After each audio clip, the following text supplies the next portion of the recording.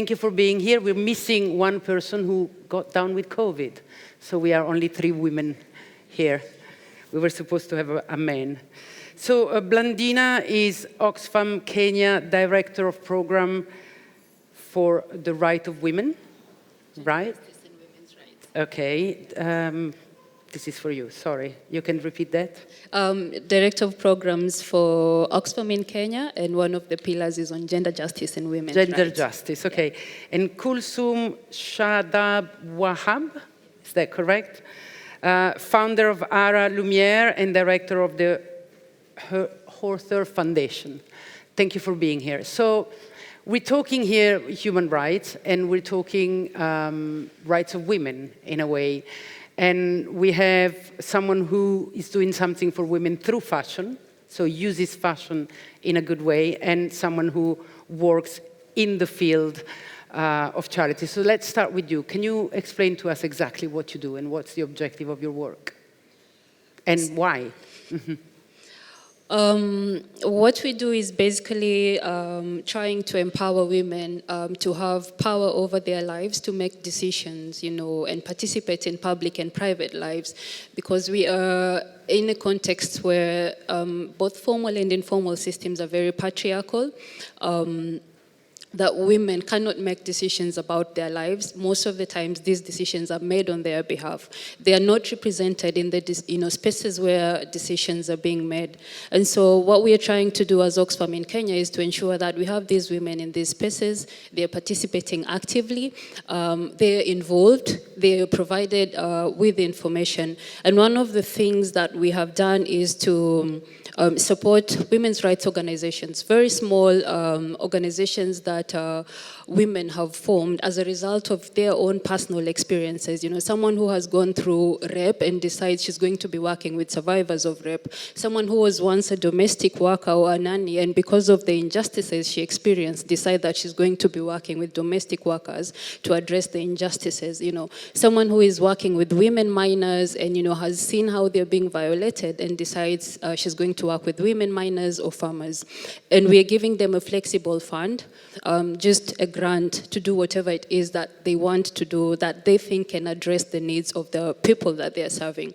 And why we came with this idea is because we realized that say Oxfam at the global level, maybe Oxford, they decide that there's drought and we are going to give people food because they need food. But when you go to the ground and you ask them if they need food, most of them will tell you we don't need food. They will probably say, I have a sick person in the house who needs medical attention.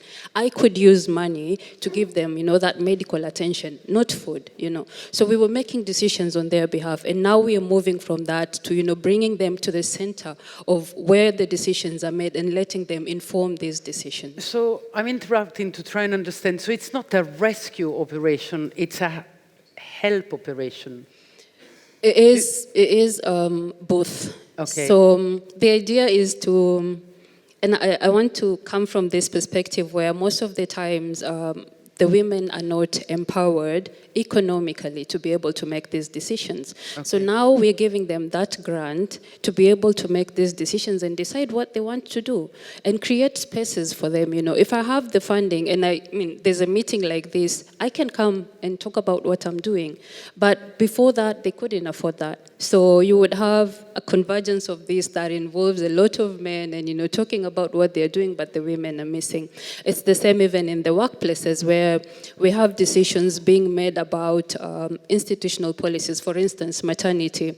People deciding on, this is the maternity policy, but the women are not there to say, this is what would work for us. So the idea is to empower them with information, to empower them with resources, to empower them with networks and, people that they can connect with to help them achieve what it is that they want to achieve, something that we haven't done before. And do you think that by empowering women at the level you do, you're going to be able to change the culture? Because at the end of the day, and we'll come to that in India, but at the end of the day, that's what matters, I think, in countries like yours, that if the culture doesn't change, it will be a vicious circle that never stops.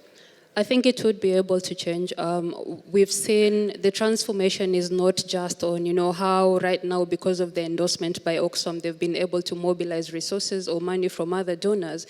It's the transformation of the women themselves, Before, they couldn't talk about the work that they were doing confidently because they felt like nobody believed in them. But we came in and, after 3 years, you have someone who couldn't speak about their work sitting in a panel, with the UN Women and these big organizations and confidently talking about their work. It's the power for them to be able to express themselves and feel like their work is valued, because before that, nobody recognized what they're doing. And I would equate this to the same, I think, even within the fashion industry, where we have a lot of women that are working in it, feeling like every day they have to do something to validate, the value they bring to the company, or to, clearly demonstrate that they know what they're doing. And yesterday we were talking with a few colleagues, and I said, for women, it feels like every day you're going to work, you're going into a battlefield, You're preparing to show people, yes, I can do this, yes, I have expertise in this, because nobody believes in women. And the ask is it possible that we invest in women, we give them equal opportunities as we would give to men, and allow them, to thrive in the companies, to thrive in the societies, and not just survive? Because I feel like most of the times that's all we do. We're just surviving. Yeah. Wow, that's a big statement.